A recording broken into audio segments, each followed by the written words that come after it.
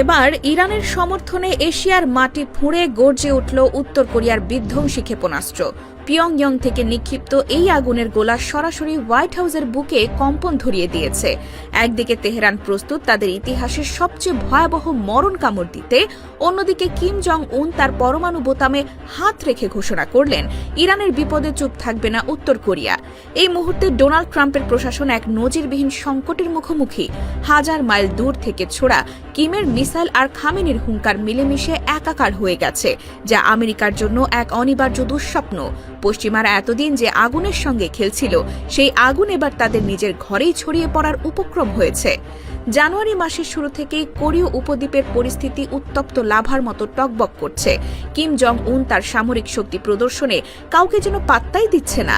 চলতি মাসেই দুবার মহাকাশ কাঁপিয়ে ছুটে গেছে উত্তর কোরিয়ার মিসাইল। ৪ জানুয়ারি দেশটি যে হাইপারসনিক মিসাইলটি নিক্ষেপ করেছে, তার গতি এবং বিধ্বংসী ক্ষমতা পেন্টাগনের ঘুম হারাম করে দিয়েছে। এটি সাধারণ কোনো পরীক্ষা ছিল না, এটি ছিল সোজা পূর্ব সাগরের বুক চিরে জাপান ও আমেরিকার ঘাঁটির দিকে তাক করা এক স্পষ্ট সতর্কবার্তা। এরপর গত ২৩ তারিখেও পিয়ংইয়ং থেকে পরপর ২টি ব্যালিস্টিক মিসাইল ছোড়া হয়, যার রাডারে ধরা পড়ার সঙ্গে সঙ্গে জাপান ও দক্ষিণ কোরিয়ায় বেজে ওঠে সাইরেন। জাপানের কোস্টগার্ড নিশ্চিত করেছে মিসাইলগুলো তাদের জলসীমার অত্যন্ত কাছে আছড়ে পড়েছে। কিমের এই খ্যাপাটে আচরণে টোকিও এবং সিউলের বাতাসে এখন বারুদের গন্ধ। দক্ষিণ কোরিয়া বুঝতে পারছে এই মিসাইলগুলো শুধুমাত্র মহড়া নয়, বরং তাদের উপর চাপিয়ে দেওয়া এক মানসিক যুদ্ধ। উত্তর কোরিয়ার এই সামরিক আস্ফালন কোনো বিচ্ছিন্ন ঘটনা নয়, এর শেকড় অনেক গভীরে। ১৯৯৮ সালে কিম জং উনের বাবা কিম জং ইলের আমলে যে ব্যালিস্টিক ক্ষেপণাস্ত্র কর্মসূচির সূচনা হয়েছিল, ২০১০ সালে তা মাঝারি পাল্লার মিসাইলের রূপ নেয়। কিন্তু ২০১৭ সালের পর থেকে কিম জং উন সেই সক্ষমতাকে এমন এক পর্যায়ে নিয়ে গেছেন, যা এখন বিশ্বের পরাশক্তিগুলোর জন্য ত্রাস। কিমের ভান্ডারে এখন যুক্ত হয়েছে এমন সব হাইপারসনিক প্রযুক্তি, যা আমেরিকার অত্যাধুনিক আকাশ প্রতিরক্ষা ব্যবস্থাকে ফাঁকি দিয়ে মুহূর্তের মধ্যে লক্ষ্যবস্তু ধ্বংস করতে সক্ষম। সমাজতান্ত্রিক এই দেশটির ওয়ার্কার্স পার্টি প্রতিনিয়ত তাদের পারমাণবিক সক্ষমতার আধুনিকায়ন করছে। পিয়ংইয়ং এর এই শক্তির প্রদর্শনী আসলে ইরানের প্রতি তাদের নিঃশর্ত সমর্থনেরই বহিঃপ্রকাশ। কিম জং উন বুঝিয়ে দিলেন, মধ্যপ্রাচ্যে আমেরিকা যদি কোনো ভুল পদক্ষেপ নেয়, তবে এশিয়ার মাটিতে তাদের চড়া মূল্য দিতে হবে। আন্তর্জাতিক পরিমণ্ডলে উত্তর কোরিয়াকে একঘরে মনে করা হলেও আড়ালে তাদের মিত্ররা অত্যন্ত শক্তিশালী। রাশিয়া এবং চীন এখন প্রকাশ্যেই পিয়ংইয়ং এর ঢাল হয়ে দাঁড়িয়েছে। এই ত্রিদেশীয় অক্ষশক্তির সঙ্গে ইরানের সংযোগ আমেরিকাকে এক কোণঠাসা পরিস্থিতিতে ফেলে দিয়েছে। বিশ্লেষণে দেখা যাচ্ছে, উত্তর কোরিয়া তাদের মিসাইল পরীক্ষার আড়ালে আসলে ইরানের হাতে অস্ত্র তুলে দেওয়ার পথ প্রশস্ত করছে। পিয়ংইয়ং এর তৈরি করা মিসাইল প্রযুক্তি তেহরানের হাতে পৌঁছালে মধ্যপ্রাচ্যের মার্কিন ঘাঁটিগুলো ধুলোয় মিশে যাবে। কিম জং উন জানেন, ইরানকে বাঁচিয়ে রাখা মানে আমেরিকাকে দুর্বল করে দেওয়া, তাই তিনি তার সমস্ত শক্তি দিয়ে তেহরানের পাশে দাঁড়ানোর বার্তা দিচ্ছেন।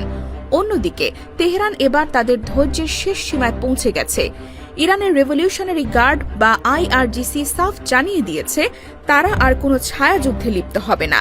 এবার যুদ্ধ হবে সরাসরি এবং সর্বাত্মক।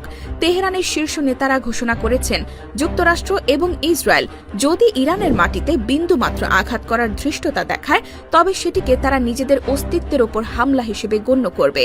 আর অস্তিত্ব রক্ষার লড়াইয়ে ইরান কোনো নিয়মকানুন মানবে না। আয়াতুল্লাহ আলী খামেনির নির্দেশ অত্যন্ত পরিষ্কার, প্রতিরোধের যুগ শেষ, এখন সময় পাল্টা আঘাতের। তেহরানের এই মরণ কামড় পুরো মধ্যপ্রাচ্যকে এমন এক আগুনের কুণ্ডলিতে পরিণত করবে, যা নেভানোর সাধ্য কারও নেই। যুদ্ধের প্রস্তুতির অংশ হিসেবে ইরান ইতিমধ্যেই হরমুজ প্রণালীর আকাশসীমা বন্ধ করে দিয়েছে এবং সেখানে নজিরবিহীন সামরিক মহড়া শুরু করেছে। ইরানের এই রুদ্রমূর্তি দেখে তাদের প্রতিবেশী আরব দেশগুলোরও পিলে চমকে গেছে। সৌদি আরব এবং সংযুক্ত আরব আমিরাত ভালোভাবেই জানে ইরানের মিসাইলগুলো কতটা ধ্বংসাত্মক হতে পারে, তাই নিজেদের বাঁচাতে তারা তড়িঘড়ি করে যুক্তরাষ্ট্রকে তাদের আকাশসীমা ব্যবহার করতে না দেওয়ার সিদ্ধান্ত নিয়েছে। এটি ট্রাম্প প্রশাসনের জন্য এক বিশাল কূটনৈতিক পরাজয়। যে আরব দেশগুলোকে আমেরিকা তাদের মিত্র ভাবত, তারাই আজ ইরানের ভয়ে আমেরিকার সঙ্গ ত্যাগ করছে। এখন দেখার বিষয়, ইসরায়েল এবং যুক্তরাষ্ট্র এই পরিস্থিতি কিভাবে সামাল দেয়। ইরানের এই কঠিন মনোভাব এবং সামরিক প্রস্তুতি প্রমাণ করে তারা দীর্ঘমেয়াদী যুদ্ধের জন্য সম্পূর্ণ প্রস্তুত। প্রেসিডেন্ট ট্রাম্প কি সত্যিই এমন একটি সংঘাতের ঝুঁকি নেবেন, যা তার নিজের দেশের অর্থনৈতিক এবং বিশ্ব প্রভাবকে ধসিয়ে দিতে পারে? গত কয়েক মাসে পারস্য উপসাগরে আমেরিকার সামরিক উপস্থিতি চরমে পৌঁছেছে। ইরানের চারপাশ ঘিরে মার্কিন যুদ্ধজাহাজ, সাবমেরিন এবং B-52 বোমারু বিমানগুলো চক্কর দিচ্ছে। ডোনাল্ড ট্রাম্প কোনো প্রকার কূটনৈতিক সৌজন্যবোধ না দেখিয়ে একের পর এক হুমকি দিয়ে যাচ্ছেন। ওয়াশিংটনের মূল টার্গেট এখন ইরানের শাসন ব্যবস্থার পরিবর্তন। 2025 সালের জুন মাসে ইসরায়েলি গোয়েন্দা সংস্থা মোসাদ এবং CIA মিলে ইরানের শীর্ষ নেতাদের হত্যা করার একটি নীল নকশা তৈরি করেছিল। তাদের উদ্দেশ্য ছিল ইরানের ভেতর থেকে নেতৃত্ব শূন্য করে দেওয়া, কিন্তু ইরানি গোয়েন্দাদের সতর্কতায় সেই পরিকল্পনা লজ্জাজনকভাবে ব্যর্থ হয়। এই ব্যর্থতা পশ্চিমাদের আরও বেশি বেপরোয়া করে তুলেছে। তারা এখন বুঝতে পারছে চোরাগুপ্তা হামলা দিয়ে ইরানকে দমানো সম্ভব নয়। সামরিক পথে সুবিধা করতে না পেরে আমেরিকা ইরানের বিরুদ্ধে অর্থনৈতিক সন্ত্রাসবাদ শুরু করেছে। বছরের পর বছর ধরে চলা অবরোধ এবং নিষেধাজ্ঞার জাঁতাকলে পিষ্ট ইরানের অর্থনীতি 2025 সালের শেষের দিকে এক ভয়াবহ সংকটে পড়ে। মুদ্রাস্ফীতি আকাশ ছুঁয়েছে, রিয়ালের দরপতন ঘটেছে এবং সাধারণ মানুষের জীবনযাত্রা অসহনীয় হয়ে উঠেছে। আমেরিকা এবং ইসরায়েল এই সুযোগটিকে কাজে লাগাতে চেয়েছিল। তেহরানের দাবি, অর্থনৈতিক সংকটকে কেন্দ্র করে গড়ে ওঠা বিক্ষোভের মধ্যে বিদেশি চররা ঢুকে পড়ে এবং পরিকল্পিতভাবে সহিংসতা ও নাশকতা চালায়। তাদের উদ্দেশ্য ছিল ইরানকে একটি রক্তক্ষয়ী গৃহযুদ্ধের দিকে ঠেলে দেওয়া, যাতে দেশটির ভেতর থেকেই ভেঙে চুরমার হয়ে যায়।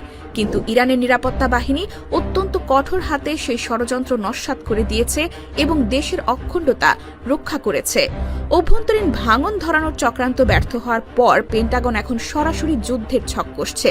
আমেরিকার যুদ্ধবাজ নীতি নির্ধারকদের টেবিলে এখন সবচেয়ে বিপজ্জনক পরিকল্পনাটি শোভা পাচ্ছে, আর তা হল ইরানের সর্বোচ্চ নেতা আয়াতুল্লাহ আলী খামেনিকে সরাসরি টার্গেট করা অথবা খার্গ দ্বীপের তেল টার্মিনাল দখল করা। এই খার্গ দ্বীপ দিয়েই ইরানের 90% তেল রপ্তানি হয়। এখানে হামলা করা মানে ইরানের অর্থনীতির হৃৎপিণ্ড ছিঁড়ে ফেলা।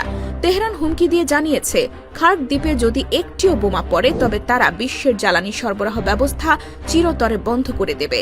তখন ব্যারেল প্রতি তেলের দাম এমন পর্যায়ে পৌঁছাবে যা আমেরিকার অর্থনীতিতেও ধস নামাবে। এটি হবে এক আত্মঘাতী সিদ্ধান্ত যা তৃতীয় বিশ্বযুদ্ধের সূচনা করতে পারে।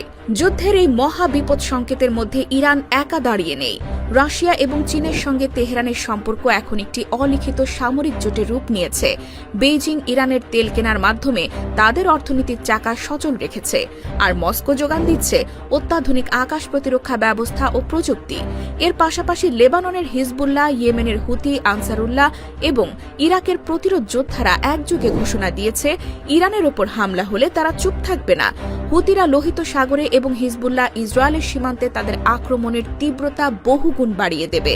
ফলে পশ্চিমাদের যে কোনো আক্রমণ আর দ্বিপাক্ষিক সংঘাতে সীমাবদ্ধ থাকবে না। এটি মুহূর্তের মধ্যে একটি আঞ্চলিক মহাযুদ্ধের রূপ নেবে, যেখানে ইসরায়েলের প্রতিটি শহর আগুনের গোলায় পরিণত হবে। পরিস্থিতি এখন এমন এক জায়গায় এসে দাঁড়িয়েছে যেখানে পিছু হটার আর কোনো সুযোগ নেই। ইরানের কাছে পরবর্তী হামলা মানেই নিজেদের অস্তিত্ব টিকিয়ে রাখার চূড়ান্ত লড়াই, আর অস্তিত্ব রক্ষার যুদ্ধে কোনো দয়ামায়া থাকে না। খামেনির বাহিনী তাদের হাজার হাজার মিসাইল ও ড্রোন নিয়ে অপেক্ষায় আছে শুধু একটি আদেশের। অন্যদিকে পূর্ব এশিয়ায় কিম জং উন তার পরমাণু অস্ত্রের ভান্ডার নিয়ে প্রস্তুত। ডোনাল্ড ট্রাম্পের জন্য এখন এক কঠিন পরীক্ষা। তিনি কি সত্যিই এমন এক শত্রুর সঙ্গে যুদ্ধে জড়াবেন যারা মৃত্যুকে ভয় পায় না, নাকি পিছু হটে নিজেদের মান বাঁচাবেন?